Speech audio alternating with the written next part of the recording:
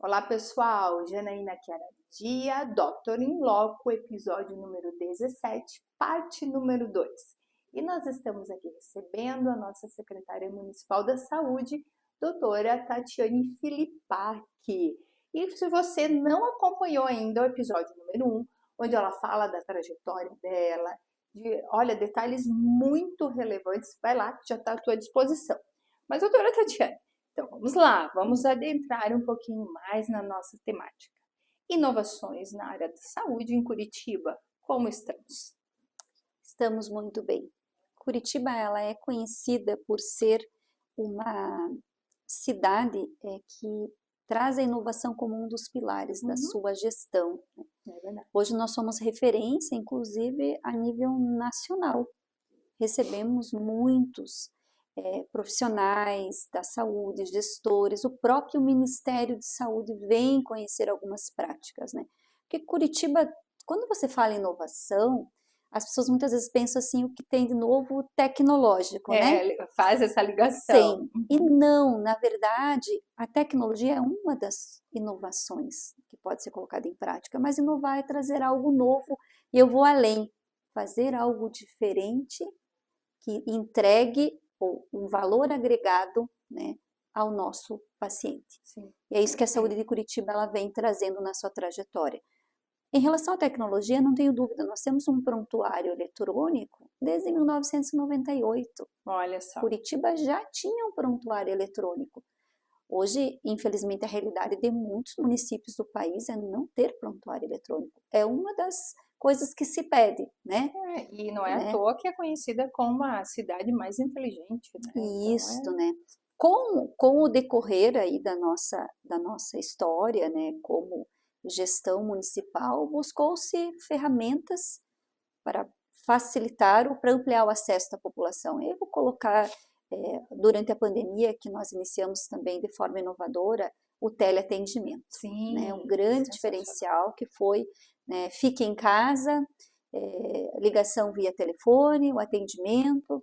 Isso de lá para cá só veio ampliando o acesso da população. Hoje nós temos uma central, que é a Central Saúde Já de teleatendimento, que faz, no mês passado, 18 mil consultas médicas por teleatendimento, em que eu em casa, no conforto do meu lar, vou dizer assim, eu brinco às vezes de pantufa e de pijama, né? Não estou me sentindo bem, eu abro meu celular, a saúde está na palma da mão, é verdade, através do nosso aplicativo, que é uma grande inovação também, e agendo uma consulta, seja para a unidade básica de saúde, eu agendo um exame, a minha mamografia, importantíssimo, né? Ou então, se eu estou num quadro agudo, leve, eu ligo e eu sou atendida, primeiramente por uma equipe de enfermagem, que vai avaliar a minha necessidade de prioridade, e quando necessário vai para um teleatendimento e até uma videoconsulta, se assim for necessário. sim. Então, nós temos uma linha que facilita o acesso. A central, o teleatendimento, trouxe possibilidades, inclusive, de trabalhar com a promoção em saúde. Nós temos um programa hoje que é a questão da cessação do tabagismo, né, prevenção, que é via central de teleatendimento. Nós temos uma ação muito legal que é com as mães, né? Quem já não foi mãe de primeira viagem, dificuldade de amamentar, então você tem um canal que você pode ter uma orientação via teleatendimento como amamentar. E vou fazer uma ressalva aqui. Passei por 2 gestações e nas 2, dentre, né, os planos que eu tinha, eu sempre fui atendida pela mãe curitibana. Eu sou fã da mãe curitibana, continuo sendo, eu e minhas crianças continuamos sendo atendidas ali pela mãe curitibana e vou dizer para vocês o que eu já disse aqui com as outras autoridades da saúde que estiveram conosco, realmente para mim é referência, é o atendimento de excelência, né? E todos os exames, quando necessários, eles são realizados numa velocidade assim, ó, gigantesca. Sim. Inovar pensando no processo de assistência, nós inauguramos no início do ano um novo modelo de atendimento na UPA do Boqueirão. Implantamos o que nós chamamos de CDA, que é um circuito diferenciado de atendimento. baseado em modelos, né, modelo europeu, americano. O que acontece hoje na unidade de pronto atendimento e até pedindo a colaboração do entendimento da população, que é uma unidade de porta aberta, que recebe um grande quantitativo de pacientes, em que precisa ter uma classificação, porque a premissa na urgência e emergência é as pessoas, conforme a sua gravidade, elas vão ser atendidas em primeiro lugar. A vida, né, em primeiro lugar, no sentido de que hoje toda a unidade é feita uma classificação, a classificação de Manchester, que é feita as cores, a amarela, a vermelha, a laranja e o verde. De acordo com o que eu estou sentindo naquele momento, eu recebo uma classificação. Se a minha classificação é vermelha, risco alto, né, de complicação, inclusive risco de morte, que a gente coloca, que é assim que o protocolo determina, eu não tenho tempo para ser atendido, eu sou levado para a sala de emergência. Imediatamente eu sou atendido. Paciente do eixo amarelo, que é um paciente intermediário, que nós chamamos, até 1 hora para ser atendido. O paciente verde e o azul, que é 85% da busca de atendimento, que é um quadro leve, que eu poderia ter ligado na central, não precisa se deslocar muitas vezes, que eu poderia ter numa unidade básica de saúde. Este é o paciente que o grau de prioridade, a gente chama de pequenas urgências, ele não necessita naquele momento de um atendimento de urgência. Então, sempre os pacientes da urgência, o vermelho, o amarelo, o laranja, passam na frente. Mas eu sempre digo que as nossas unidades, elas são portas abertas, o SUS é um sistema único, qualquer cidadão tem o direito de ser atendido, e se for uma unidade vai ser atendido, e sempre buscamos atender da melhor forma possível. Mas esse é o paciente que demora um pouco mais. O que o CDA trouxe de diferente? Nos estudos americanos, né, a Inglaterra também tem, é que este paciente, que é o grande volume, ele retardava o atendimento do paciente da prioridade. Então, nós criamos um circuito em que você chega, são as cabines, os boxes de atendimento, em que o paciente pode ser atendido num circuito rápido, inclusive por uma queixa aguda, leve, e já fazer uma medicação e ser liberado. É uma rota de atendimento, né, que a gente faz um atendimento rápido e é uma queixa pontual. E os pacientes que demandam ficar fazendo exames, aguardando até o internamento, em alguns casos, esses pacientes são direcionados para o eixo de atendimento, né, com prioridades, vamos dizer. Então, foi uma forma que nós estamos estruturando, é algo novo que está sendo trabalhado, mas para trazer um atendimento mais rápido e pontual para aquele paciente de baixa complexidade, para não retardar o nosso atendimento dos pacientes de prioridade. Então, hoje o CDA foi implantado na UPA do Boqueirão, é um processo que está sendo ainda, né, em vias de avaliação, né, e aprimoramento, mas a gente entende que ele é um modelo que vem para agregar, no caso, né, nos atendimentos da população. Mas a gente pede que queixas leves, priorize o teleatendimento. Até para não correr o próprio risco, né, de Sim. chegar ao lugar, às vezes você tem algo muito minimalista, só um pequeno resfriado, algo que você consegue resolver via aplicativo. Sim. Você vai lá e acaba se contaminando com algo ainda pior, né? Sim. Mas, doutora, falando sobre essa nova estrutura, então, também tem a parte da tecnologia para contribuir e fazer a administração de tudo isso, né? Nós temos hoje central de teleatendimento, teleconsultoria para a gestão das filas de especialidade. Olha. Nós temos uma central em que ficam médicos especialistas, é localizada ali no Auer. O especialista, ele acompanha o atendimento do paciente na atenção primária. E via esse prontuário, o nosso prontuário eletrônico, ele foi cada vez mais recebendo inovações, ele se comunica em todos os pontos da nossa rede. Então, eu, paciente hoje, consulto na atenção primária, o médico da pessoa especializada, o médico do tele, todos conhecem a minha história para consultar quando necessário. Então, vou dar um exemplo aí que a tecnologia nos ampliou a gestão da fila de especialidades. Como? Você vai numa unidade básica, solicita uma avaliação, o médico especialista endocrinologista.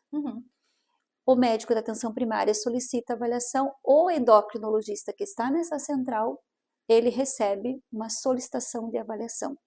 Ele avalia meu caso e já determina qual é o grau de prioridade.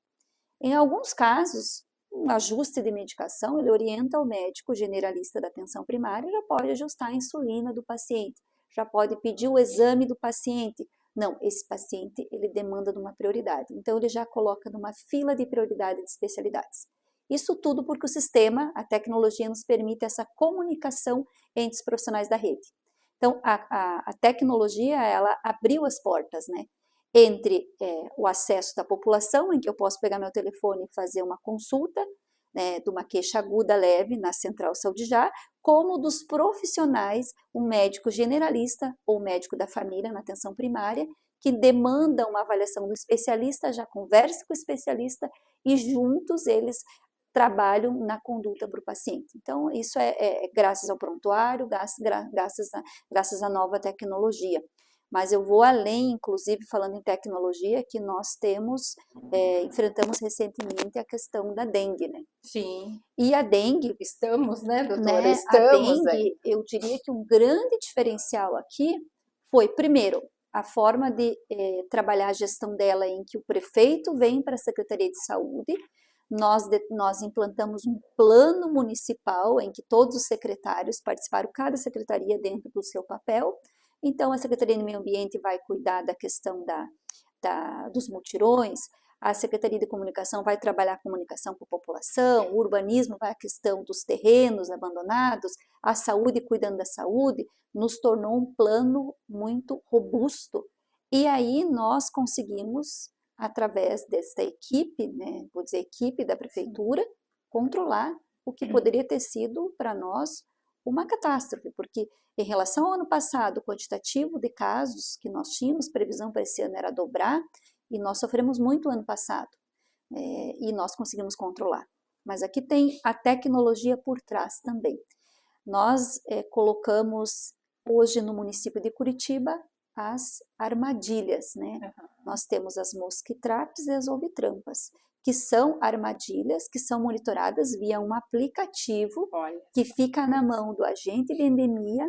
Nós mapeamos a cidade, inclusive juntamente num projeto com a Universidade Federal, o grupo da Geografia, e que eu tenho mapas de calor. E é aí que você vê o quanto que a tecnologia ela é fantástica, né? Nos propiciou, inclusive, determinar quais eram as áreas de foco. Maior focos em Curitiba. Como que eu visualizo hoje? Eu tenho uma tela que me mostra um mapa que, através de medir a temperatura local do solo, ela identificou que nas áreas de maior calor no solo eu tinha um aumento de focos do mosquito da dengue. As áreas que nós identificamos mais focos foi áreas como o Cajuru, o SIC, o Tatuquara, Bairro Novo. Quando eu localizo o foco, o que eu faço? Então, agora a tecnologia me ajudou a identificar, primeiro, a questão da temperatura local. Segundo, eu identifiquei, através das minhas armadilhas, aonde está o foco. Terceiro, o agente de endemia vai até o local e elimina o foco. Olha só. Então, é um trabalho, né, a várias mãos aqui. E como quarto ponto que a gente lançou ali na Smart City, que foi algo muito inovador, veio através de um projeto da Fiocruz com o Ministério. Nós conseguimos ali fazer um termo de cooperação e implantamos no município as EDLs, Estações Disseminadoras de Larvicida. O que significa isso, né? Então, a gente apresentou, eles são, a gente brincou que são potinhos pretos, que vem com líquido dentro, tem ali na base uma superfície, uma telinha que ela é colocada com larvicida. E fica no pontinho ali escuro, no terreno, né? Identificado através da tecnologia. E o mosquitinho vai até lá, sim, porque é úmido, é escuro. Quando ele entra em contato com essa telinha, ele vai contaminar o corpo dele com larvicida. E ele passa nos próximos focos a ser um disseminador do larvicidas e eliminar a larvinha. Porque antes de ser o mosquito, é a larva, né? O ovo, a larva, o mosquito. Então, o larvicida veio para isso. E nós, através desse projeto, instalamos no distrito do Cajuru Hoje são 1.114 EDLs, né? Essas estações. Ainda não temos o resultado, porque veio o inverno também, então, Sim, né? já dá uma Agora nós temos uma projeção de que, além desse projeto que eu identifico o foco, o agente de endemia vai lá e elimina, a larvicida também vai reduzir a proliferação do mosquito. Então, veja, são pontos. Nós mapeamos os terrenos abandonados com drones, ou às vezes grandes estruturas, armazéns abandonados, em que você não tem acesso. Então, hoje nós temos um drone no município que entra, identifica áreas suspeitas, né? E aí nós fazemos uma ação. O plano municipal determinou uma alteração, né, o decreto 853, em que nós temos hoje a deliberação de entrar em terrenos abandonados. Como que isso funciona? Então, eu tenho um terreno abandonado, primeiramente a gente tenta, o urbanismo identifica o dono. Sim. Manda uma notificação. Olha, por favor, limpe seu terreno, né, e tal, assim. Não houve resposta. Então, nós entramos no terreno com a nossa equipe do município, limpamos o terreno, eliminamos os focos e via IPTU vai a conta para o dono do terreno, né? Alguém tem que pagar essa conta, né? Isso, então foi uma forma também de atuar, porque você vê, a dengue ela é multifatorial. Depende muito mais do meu cuidado como cidadão do que até a própria ação do ente público, porque 64% dos focos eles estão nos terrenos das casas. Olha só. Na minha casa, né? Então, por isso que fez uma grande campanha, né? Eliminar água parada, né? A questão, o repelente também foi uma grande ação. Então, foi um plano robusto e a gente tem a grata satisfação de dizer que em relação ao ano passado, nós reduzimos 92% nos casos de dengue. Olha que legal, porque é uma multi e interdisciplinariedade de trabalhos, de conjuntos, em prol do bem-estar da sociedade.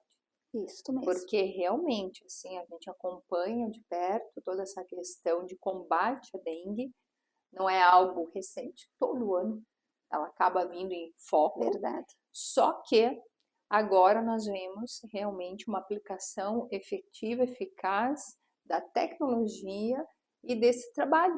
Esse trabalho em conjunto, né? De vários fatores. Todos ali participaram. Nós convidamos e vieram, e a gente agradece muito, assim, ações da própria associação comercial, Sim. as igrejas, as escolas, né? Fazer esse grande movimento, né? Porque eu digo o seguinte, Janaína, em primeiro lugar, nós temos que lembrar que nós somos o cidadão curitibano, Sim. né? Então, assim, quando eu cuido do meu quintal, quando eu cuido da minha casa, eu não estou cuidando só da minha família, né? Tem o meu vizinho. Então, se a gente assume que a cidade é nossa, porque é verdade, a cidade é nossa, então eu tenho que pensar o que eu posso fazer para melhorar o meu entorno, né? Porque o ente público, ele, como a gente não tem como nós atuar sobre todos os terrenos de Curitiba, Sim. né? Então, foi muito importante essa participação da comunidade, né? De todo cidadão que se manifestou, que trabalhou e nos ajudou. Esse resultado que nós temos hoje, eu vou te dar um dado muito importante, porque nós encontramos mais focos do que o ano passado. Também a gente mapeou mais. E eu tive menos casos. Sim. Por que eu tive menos casos? Porque a minha ação foi diferente. Porque foi uma ação em conjunto, né? Então, a gente fala que nós já descobrimos a fórmula, né? Sim, a gente precisa colocar em prática. Exatamente. Que o inverno está aqui. A gente brinca, ele fica lá escondidinho, né? Em novembro, outubro, a temperatura começa a aumentar. E os estudos da Universidade Federal do Paraná demonstraram que Curitiba, em algumas áreas, nós identificamos 2 a 3 graus de temperatura maior do que outras. Então, a questão climática, né? Sim. A questão climática é um problema que tem que ser pensado, né?